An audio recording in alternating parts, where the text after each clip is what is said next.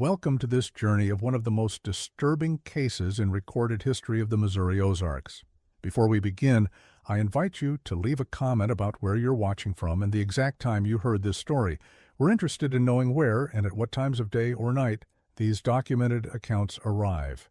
The autumn of 1872 in the Missouri Ozarks carried an unusual chill that seemed to settle deep into the bones of anyone who ventured along the winding mountain trails. The region, known for its dense forests and isolated homesteads, had always been a place where travelers moved cautiously and locals kept to themselves. But that particular season, something had shifted in the mountain air, a heaviness that made conversations shorter and glances more wary. The homestead belonging to Cordelia Harwick sat like a weathered sentinel along what locals called the Widow's Gap Trail, a narrow passage that carved through some of the most treacherous terrain in the Arkansas-Missouri border region. The trail served as a vital connection between the scattered settlements of Newton County and the larger trading posts near Springfield, making it a necessary route for merchants, peddlers, and the occasional family seeking new prospects in the Western Territories. Cordelia had been alone on the property for nearly 3 years, ever since her husband Ezekiel succumbed to what the local physician recorded as consumption in the winter of 1869. The homestead itself reflected the practical brutality of mountain life, a 2-story log structure with thick walls designed to withstand both harsh winters and the occasional raids that still plagued the region in the aftermath of the Civil War. What made the Harwick place notable among travelers was not its construction, but rather its reputation as one of the few reliable stopping points along a 40-mile stretch of unforgiving wilderness. According to records maintained by the Newton County Clerk's Office, Ezekiel Harwick had originally established the homestead in 1852, drawn by the promise of fertile valley land and the steady stream of travelers who would need provisions and shelter. The location proved strategically advantageous, positioned at the convergence of 3 mountain trails with access to fresh water from a spring that never ran dry, and elevated enough to provide clear sightlines of approaching visitors. In the months following Ezekiel's death, Cordelia had continued the tradition of offering shelter to travelers, maintaining what many considered an essential service in a region where the next safe haven might be days away. Local residents occasionally commented on how remarkably well she managed the demanding work of running such an operation alone, particularly given her slight frame and the fact that she had never been observed to employ any regular help. The first indication that something unusual was occurring at the Harwick homestead came in the form of a report filed with the Newton County Sheriff's Office in late September of 1872. Jeremiah Fletch, a traveling merchant who regularly transported goods between Springfield and Fort Smith, Arkansas, reported that he had observed what appeared to be fresh graves in a clearing behind the Harwick property during his most recent stay. According to Fletch's written statement preserved in the Newton County Historical Archives, he had been returning from relieving himself in the woods behind the house when he noticed several mounds of recently disturbed earth arranged in what seemed to be deliberate rows. When he inquired about them with Mrs. Harwick, she explained that the graves belonged to travelers who had succumbed to various ailments while staying at the homestead, mostly cases of mountain fever and the occasional heart failure among older visitors. Fletch noted in his statement that while the explanation seemed reasonable given the isolated location and the hardships of mountain travel, something about Mrs. Harwick's demeanor when discussing the graves struck him as unusual. She had become noticeably agitated when he suggested that the graves should perhaps be properly marked, or that the local pastor might be contacted to perform appropriate services for the deceased. The merchant's concerns might have been dismissed as the nervous imaginings of a man unaccustomed to the harsh realities of frontier life, except for a disturbing pattern that emerged when Sheriff Silas Brennan began reviewing travel records and missing person reports from the past year. What he discovered would challenge everything the local community thought they knew about their seemingly harmless neighbor. Sheriff Brennan, a methodical man who had served in various law enforcement capacities since before the war, possessed an unusual dedication to record-keeping that proved invaluable to his investigation. His personal journals, donated to the Missouri State Historical Society in 1923, provide detailed documentation of what he discovered during those initial weeks of inquiry. According to Brennan's notes, dated October 3, 1872, his examination of regional travel patterns revealed several troubling inconsistencies. Multiple family members from various communities had reported relatives who had disappeared while traveling routes that would have taken them directly past the Harwick homestead. In each case, the missing individuals had been traveling alone or in very small groups, carrying what witnesses described as significant amounts of cash or valuable trade goods. What made these disappearances particularly noteworthy was their timing. All had occurred during periods when other travelers reported staying at the Harwick homestead and being served meals by Mrs. Harwick herself. Yet none of these subsequent visitors reported encountering any other guests during their stays, despite the fact that the missing individuals should have been at the property during overlapping time periods. Brennan's investigation methodology reflected the limited resources available to rural law enforcement in 1872, but his approach demonstrated a systematic thoroughness that would not seem out of place in modern investigations. He began by mapping the travel patterns of known missing persons, cross-referencing their planned routes with the locations and dates of their disappearances. He then conducted interviews with every traveler he could locate who had stayed at the Harwick homestead during the relevant time periods. The picture that emerged from these interviews was simultaneously mundane and deeply unsettling. Mrs. Harwick was universally described as a gracious hostess who maintained a clean, comfortable establishment and served substantial meals at reasonable prices. Travelers consistently praised her cooking, particularly her meat stews and preserved venison, which many described as among the best they had encountered during their journeys through the mountains. However, several interview subjects mentioned details that, when viewed collectively, created a pattern of peculiar behavior. Mrs. Harwick was described as being unusually insistent that guests retire early and avoid venturing outside the main house after sunset. She was also noted for her habit of personally serving all meals, never allowing guests to help with food preparation or to enter the kitchen area of the house. Perhaps most significantly, multiple travelers reported that Mrs. Harwick seemed to possess an uncanny ability to predict exactly when they would be departing, often having their belongings gathered and bills prepared before the guests themselves had announced their intentions to leave. When questioned about this unusual prescience, she typically explained that years of hosting travelers had given her a sense for such things. The more Sheriff Brennan delved into the details of the disappearances, the more convinced he became that some form of criminal activity was occurring at the Harwick homestead. However, the challenge of conducting a proper investigation in such an isolated location, combined with the lack of concrete evidence and the generally positive reputation Mrs. Harwick enjoyed among local residents, made it difficult to justify more aggressive investigative measures. The breakthrough in the case came from an unexpected source, a detailed letter that arrived at the sheriff's office on October 18, 1872, sent by a traveling preacher named Artemus Caldwell, who had stayed at the Harwick homestead approximately 6 weeks earlier. Caldwell's letter, written from a settlement near Fayetteville, Arkansas, described an experience that had been troubling him since his departure from the mountains.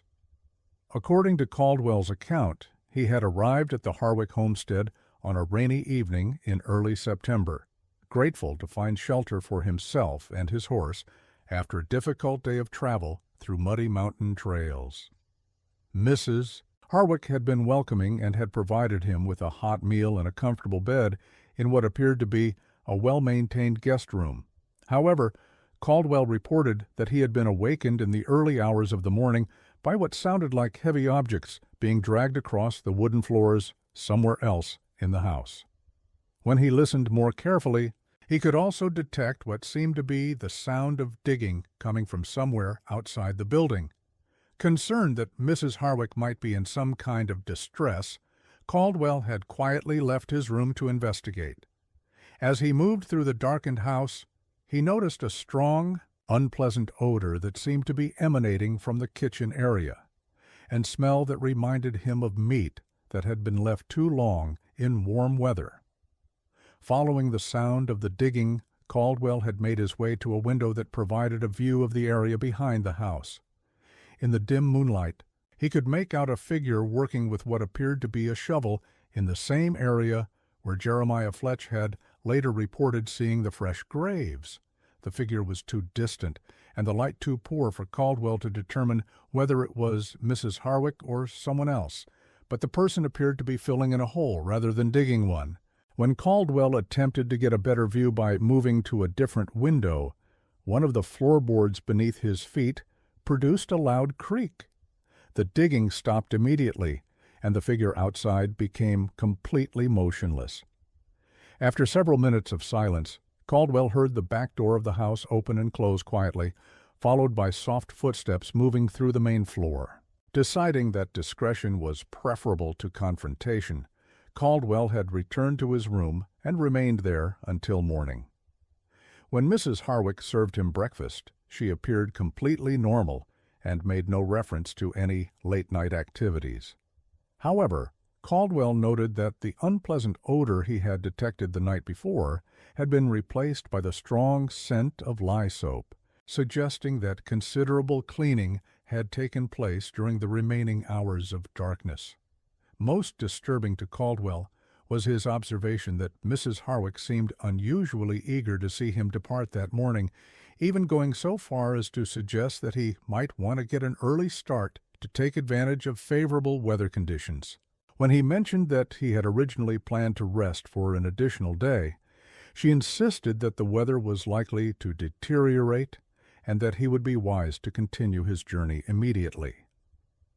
Sheriff Brennan recognized that Caldwell's account, while compelling, did not constitute definitive proof of criminal wrongdoing.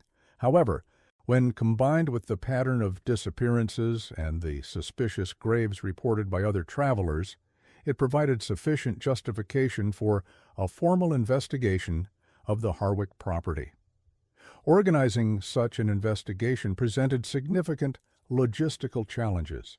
The homestead's isolation meant that any official visit would be immediately obvious to Mrs. Harwick, potentially allowing her to conceal evidence or escape before authorities could conduct a thorough search. Additionally, Brennan's jurisdiction was limited, and he would need to coordinate with officials from Arkansas if the investigation revealed evidence of crimes committed across state lines. The solution came in the form of a carefully coordinated plan that would allow investigators to approach the homestead under the pretense of routine travel while maintaining the element of surprise. Brennan arranged for two of his deputies, along with a federal marshal who happened to be in the area investigating unrelated matters, to pose as ordinary travelers seeking shelter for the night. The plan was set in motion on the morning of October 25, 1872. The three law enforcement officers, traveling in civilian clothes and carrying minimal equipment to maintain their cover, made their way along the Widow's Gap Trail toward the Harwick homestead.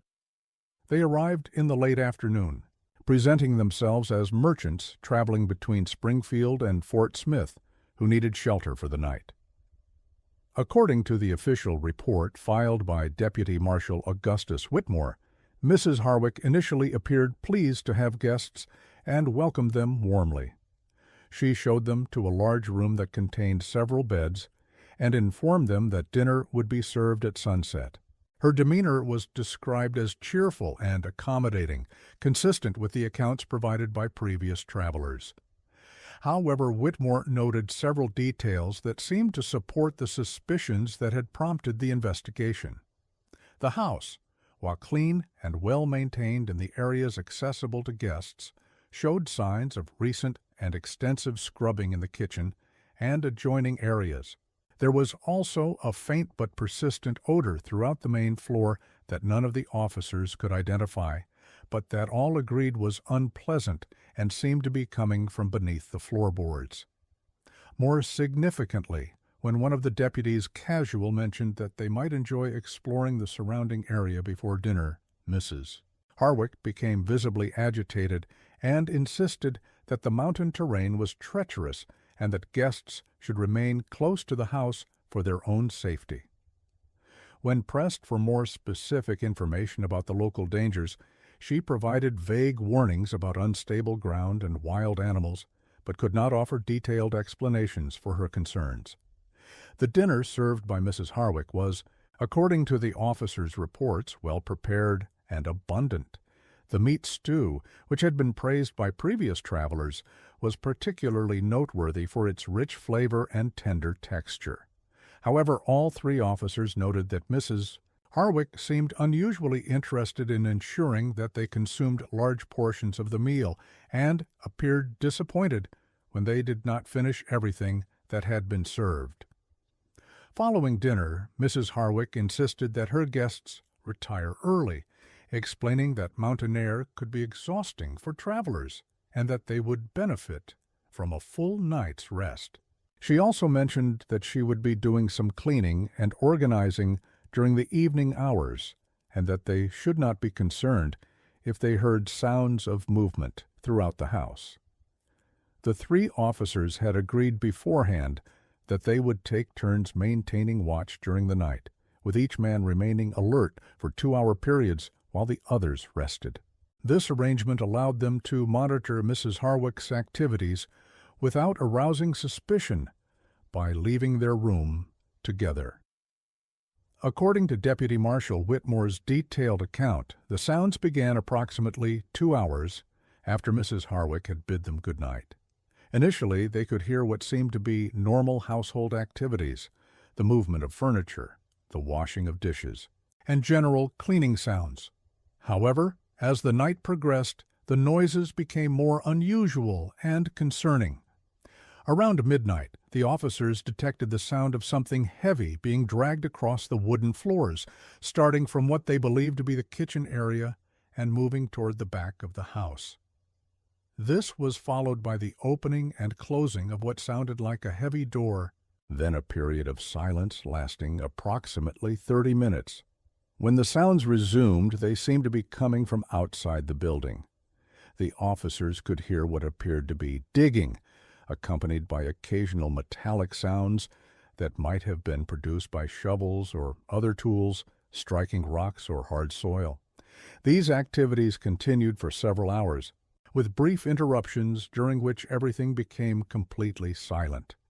Most disturbing was the pattern of these interruptions.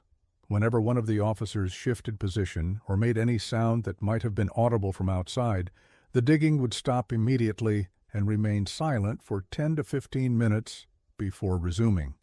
This suggested that Mrs. Harwick was not only aware that her guests were potentially listening, but was actively monitoring for signs that they might be investigating her activities. As dawn approached, the outside sounds ceased entirely, and the officers could again hear movement within the house itself. However, these sounds were different from the evening's activities. Instead of the heavy dragging noises, they now heard what seemed to be vigorous scrubbing and the movement of water, suggesting that extensive cleaning was taking place. When Mrs. Harwick appeared to serve breakfast the following morning, she showed no signs of having spent the night engaged in strenuous physical activity. Her clothes were clean, her hair was properly arranged, and her demeanor was as cheerful and accommodating as it had been the previous day. However, all three officers noted that the unpleasant odor they had detected upon their arrival had intensified significantly, particularly in the areas closest to the kitchen. The breakthrough moment came when Deputy Sheriff Calvin Murdoch, while engaging Mrs. Harwick in casual conversation during breakfast, mentioned that they had slept very soundly despite some unusual dreams. When Mrs. Harwick inquired about the nature of these dreams, Murdoch described imaginary sounds of digging and cleaning that he claimed had seemed remarkably real. Mrs. Harwick's reaction to this seemingly innocent comment was immediate and revealing. Her previously warm demeanor changed abruptly, and she began insisting that the officers should depart as quickly as possible, claiming that deteriorating weather conditions made immediate travel advisable. When the officers expressed confusion about this sudden change in her attitude, she became increasingly agitated and began making less coherent arguments for their immediate departure. Recognizing that their presence was no longer welcomed and that Mrs. Harwick's behavior had confirmed their suspicions about criminal activity, the three officers revealed their true identities and informed her that she was under investigation for possible crimes against travelers. They also presented her with a warrant that authorized them to search the premises and detain her for questioning. Mrs. Harwick's response to this revelation was unexpected. Rather than expressing surprise, denial, or outrage, she became completely silent and seemed to withdraw into herself. When asked direct questions about the graves behind the house or the activities that had taken place during the night, she provided no response and appeared to be barely aware of her surroundings. The systematic search of the Harwick homestead that followed would reveal evidence of crimes that shocked even the experienced law enforcement officers who conducted it. In the kitchen area, beneath floorboards that showed signs of having been recently removed and replaced, investigators discovered a collection of personal belongings that clearly belonged to multiple different individuals: pocket watches, jewelry, coins, and other valuable items that travelers might have carried. More disturbing was the discovery, in a root cellar beneath the kitchen floor, of what appeared to be a workshop specifically designed for the processing of large quantities of meat. The cellar contained butchering tools, preservation equipment, and storage containers that were far more extensive than would have been necessary for normal household food preparation. Most damning was the evidence found in the area behind the house, where multiple travelers had reported seeing fresh graves. A thorough excavation revealed human remains in various stages of decomposition, along with personal effects that could be linked to several of the missing travelers who had been reported to authorities over the previous year. The number of remains discovered would continue to grow as the investigation expanded. By the time the excavation was completed, investigators had uncovered evidence of at least 11 separate individuals who appeared to have been murdered at the Harwick homestead. The victims ranged in age from young adults to elderly travelers, with both men and women represented among the deceased. Forensic examination of the remains conducted by Dr. Jedediah Cartwright from Springfield revealed that most of the victims had died from blunt force trauma to the head, suggesting that they had been killed quickly and efficiently. However, the condition of the remains also indicated that the bodies had been systematically dismembered and processed in a manner consistent with the preparation of meat for consumption. This discovery led investigators to a horrifying realization about the meals that Mrs. Harwick had been serving to her guests. The meat stews that travelers had consistently praised for their exceptional flavor and tenderness had not been prepared from deer, pork, or other conventional sources, but rather from the remains of previous visitors to the homestead. The implications of this revelation extended beyond the immediate crimes that had been committed at the Harwick property. Investigators realized that dozens of travelers over the past several years had unknowingly consumed human flesh while staying at the homestead, and that many of these individuals might still be alive and unaware of what they had eaten. Mrs. Harwick's psychological state during the investigation and subsequent legal proceedings provided little insight into her motivations or the mental processes that had led to such extreme criminal behavior. She remained largely unresponsive to questioning and showed no signs of remorse or even awareness regarding the gravity of her crimes. Dr. Minerva Ashford, One of the few physicians in the region with training in mental disorders examined Mrs. Harwick at the request of the court and concluded that while she was clearly aware of her actions and capable of understanding right from wrong, she appeared to have developed a completely amoral attitude toward other human beings. Dr. Ashford's report described Mrs. Harwick as viewing her victims not as people deserving of moral consideration, but as resources to be utilized for her own survival and convenience. The trial of Cordelia Harwick began in the spring of 1873 and attracted attention from newspapers throughout Missouri and Arkansas. The case was notable not only for the shocking nature of the crimes, but also for the legal challenges it presented in terms of jurisdiction, evidence collection, and the determination of exactly how many murders had been committed. The prosecution, led by District Attorney Phineas Blackstone, built its case around the physical evidence discovered at the homestead, the testimony of travelers who had stayed there and observed suspicious activities, and the expert analysis of the human remains that had been excavated from the property. Perhaps most compelling was the testimony of Artemus Caldwell, the traveling preacher whose letter had prompted the investigation. Caldwell's detailed account of his experiences at the homestead, combined with his credibility as a religious figure, provided jurors with a clear narrative of how Mrs. Harwick had operated her criminal enterprise. The defense, such as it was, relied primarily on arguments about Mrs. Harwick's mental state and suggestions that the isolated, harsh conditions of mountain life had driven her to actions that she would not have committed under normal circumstances. However, these arguments were undermined by evidence that her crimes had been carefully planned and executed over an extended period of time. The jury deliberated for less than 3 hours before returning a verdict of guilty on multiple counts of murder.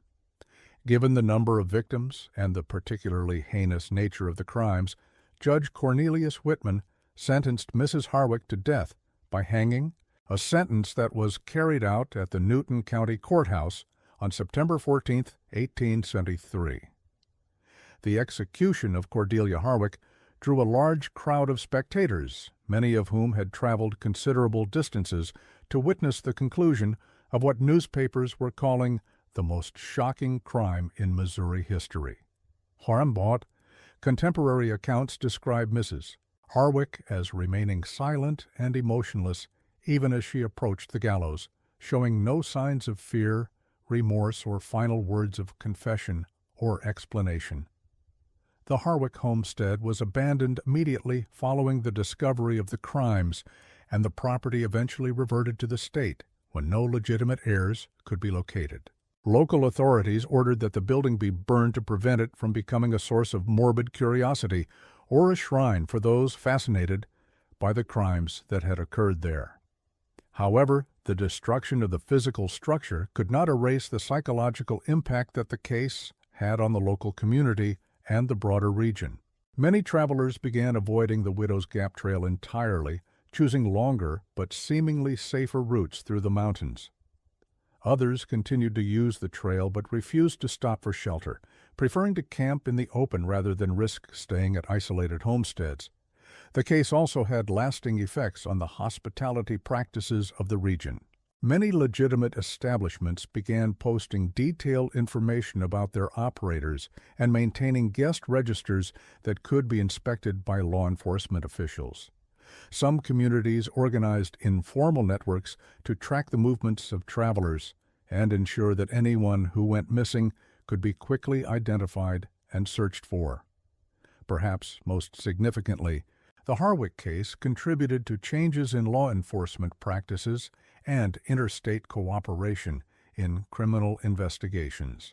The challenges that Sheriff Brennan had faced in coordinating his investigation across state lines highlighted the need for better communication and cooperation between jurisdictions, leading to the development of more systematic approaches to tracking criminals who operated in multiple states. In the decades following the trial and execution, the story of Cordelia Harwick became a cautionary tale that was repeated throughout the Ozark region. Parents used it to warn their children about the dangers of trusting strangers, and travelers shared it as a reminder of the importance of remaining vigilant even in seemingly safe situations. However, as is often the case with stories that achieve legendary status, the details of the Harwick case became increasingly distorted over time. Some versions of the story claim that Mrs. Harwick had been a witch who used supernatural powers to lure victims to their deaths. Others suggested that she had been part of a larger criminal organization that operated throughout the mountain region. These embellishments and distortions eventually obscured many of the actual facts of the case, making it difficult for later researchers to separate truth from folklore. By the early 20th century, the Harwick murders had become more myth than history, with each retelling adding new elements while omitting important details that had been established during the original investigation. The first serious attempt to document the true facts of the case came in 1924, when Professor Lysander Thornberry of the University of Missouri undertook a comprehensive review of all available records and evidence. Thornberry's research, published as a monograph by the Missouri Historical Society in 1925, represented the most thorough and accurate account of the crimes that had been produced since the original court proceedings. Thornberry's work was notable for its efforts to strip away the folklore that had accumulated around the case and focus solely on documented facts. His research confirmed that Mrs. Harwick had indeed been responsible for multiple murders and had served human flesh to unknowing guests, but found no evidence for many of the supernatural or conspiratorial elements that had become associated with the story over the years. More importantly, Thornberry's investigation revealed that the Harwick case had not been an isolated incident. His review of historical records uncovered evidence of several other similar crimes that had occurred throughout the Ozark region during the mid to late 19th century, suggesting that the combination of isolation, poverty, and opportunity created by frontier conditions had given rise to a pattern of predatory behavior against travelers. This broader pattern highlighted the vulnerability of people moving through sparsely populated regions and the limited capacity of early law enforcement agencies to monitor and prevent such crimes. Thornberry's research suggested that many similar cases had probably gone undetected or uninvestigated, particularly in areas where the disappearance of travelers might be attributed to natural hazards rather than criminal activity. The scholarly attention that Thornberry's work brought to the case led to additional research and investigation throughout the 1930s and 1940s. Archaeological surveys of sites associated with other suspected crimes revealed additional evidence of violence against travelers, while genealogical research uncovered family histories that suggested some criminal enterprises had operated across multiple generations. However, this period of renewed interest in the case was interrupted by World War II and its aftermath, which diverted attention and resources away from historical research. When academic interest in the case resumed in the 1950s, many of the original sources and witnesses were no longer available, making further investigation increasingly difficult. The most significant modern attempt to reconstruct the details of the Harwick case came in 1967, when Dr. Imogen Blackthorne of Arkansas State University organized a comprehensive archaeological excavation of the former homestead site. Despite the fact that the original building had been destroyed almost a century earlier, Dr. Blackthorne's team hoped to uncover additional physical evidence that might provide new insights into the scope and nature of Mrs. Harwick's crimes. The excavation, conducted over 3 summer months with funding from the National Science Foundation, succeeded in locating the foundations of the original homestead and identifying the areas where victims had been buried. However, the site had been significantly disturbed over the intervening decades by natural erosion, unauthorized treasure hunting, and agricultural activities. Despite these limitations, the archaeological investigation did produce several important discoveries. Chemical analysis of soil samples revealed evidence of lime and other substances that Mrs. Harwick had apparently used to accelerate the decomposition of her victims' remains. The team also uncovered fragments of personal belongings that had been overlooked during the original investigation, including pieces of jewelry and clothing that provided additional confirmation of the number and identity of victims. Perhaps most significantly, the excavation revealed evidence of the cellar workshop where Mrs. Harwick had processed her victims' remains. Although the wooden structures had long since decomposed, metal tools and hardware remained embedded in the soil, providing a stark reminder of the mechanical efficiency with which the crimes had been committed. Dr. Blackthorne's final report on the excavation, published in 1969, concluded that the physical evidence supported the accounts that had been documented during the original investigation and trial. However, she also noted that the full scope of Mrs. Harwick's crimes might never be known, given the passage of time and the limitations of 19th century investigative techniques. The report also addressed some of the mythological elements that had become associated with the case over the years. Dr. Blackthorne's team found no evidence for supernatural explanations of Mrs. Harwick's behavior, nor did they uncover any indication that she had been part of a larger criminal organization. The evidence consistently pointed to a single individual who had operated alone over a period of several years. This conclusion was significant because it helped to establish the Harwick case as an example of what modern criminologists would classify as serial killing, a phenomenon that was not well understood in the 19th century but has since been recognized as a distinct pattern of criminal behavior. Mrs. Harwick's crimes exhibited many of the characteristics that researchers have identified as common to serial killers: the selection of vulnerable victims, the use of a fixed location for the commission of crimes, and the development of efficient methods for disposing of evidence. The academic recognition of the Harwick case as an early example of serial killing behavior has led to its inclusion in various criminological studies and textbooks. However, this scholarly attention has also contributed to renewed popular interest in the case, leading to the production of numerous books, articles, and documentary films that often prioritize sensational details over historical accuracy. The challenge of maintaining scholarly integrity while satisfying public curiosity about the case has been ongoing. Many popular accounts continue to include elements of folklore and speculation that cannot be supported by documented evidence. While academic treatments of the case often focus on abstract criminological theories rather than the human impact of Mrs. Harwick's crimes, perhaps the most balanced approach to understanding the case has been taken by local historical societies in the Ozark region, which have worked to preserve the documented facts while acknowledging the legitimate public interest in understanding how such crimes could have occurred and gone undetected for so long. The Newton County Historical Society, in particular, has maintained an archive of original documents and evidence related to the case, including Sheriff Brennan's personal journals, court transcripts, and correspondence from investigators and witnesses. This archive has become an important resource for researchers, while also serving as a memorial to the victims whose names and stories might otherwise have been forgotten.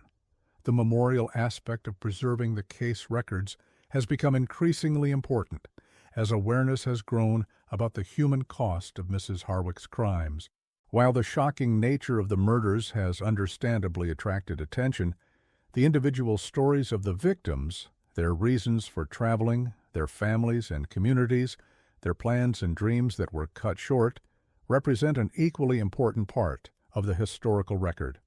Recent genealogical research has succeeded in identifying most of Mrs. Harwick's victims and connecting them to living descendants who had never known the fate of their ancestors. This research has revealed that the victims came from diverse backgrounds and had been traveling for various legitimate purposes, seeking work, visiting family, conducting business, or pursuing new opportunities in developing territories. The humanization of the victims has provided important context for understanding the broader impact of frontier-era crimes against travelers. Each person who died at the Harwick homestead represented not just an individual tragedy, but also a disruption to families and communities that might be scattered across vast distances and lack the resources to conduct effective searches for missing members.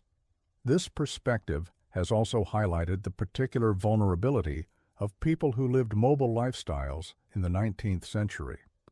Unlike settled community members who would be quickly missed if they disappeared, travelers often moved through regions where they were unknown and where their absence might not be noticed until long after any realistic hope of finding them alive had passed. The Harwick case thus serves as more than just a sensational crime story.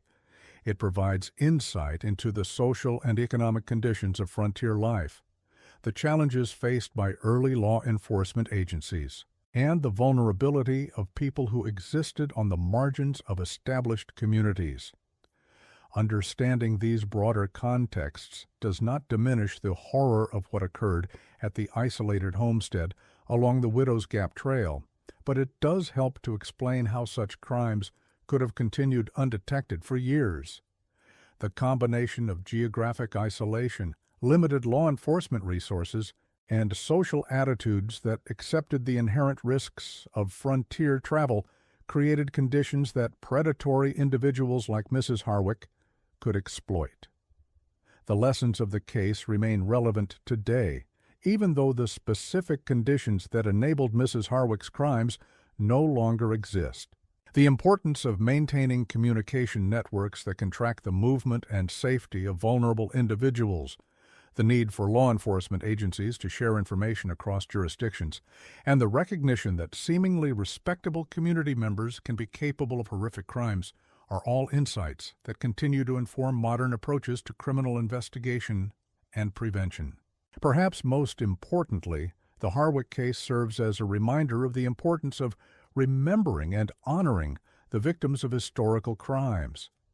While the shocking nature of Mrs. Harwick's actions may continue to fascinate people more than 150 years after they occurred, the men and women who lost their lives along that remote mountain trail deserve to be remembered not just as statistics in a criminal case, but as individuals whose lives had value and meaning that extended far beyond the circumstances of their deaths. The mountain trails of the Missouri Ozarks still wind through landscapes that have changed little since 1872. Modern travelers along these routes can visit historical markers that commemorate various aspects of the region's past, but there is no monument to mark the location where the Harwick homestead once stood. The site has returned to forest, and only careful examination reveals the subtle depressions in the earth that mark the foundations of buildings that once sheltered both innocent travelers and a predator who exploited their trust. On quiet evenings in the mountains, when shadows grow long and the wind moves through the trees with sounds that might remind a listener of whispered conversations or distant footsteps, it is worth remembering that some of the most profound horrors in human history have occurred not in dramatic settings that announce their significance, but in ordinary places where people sought nothing more than food, shelter, and basic human kindness. The story of Cordelia Harwick and her victims reminds us that evil can wear a welcoming face and offer comfort, even as it plans destruction.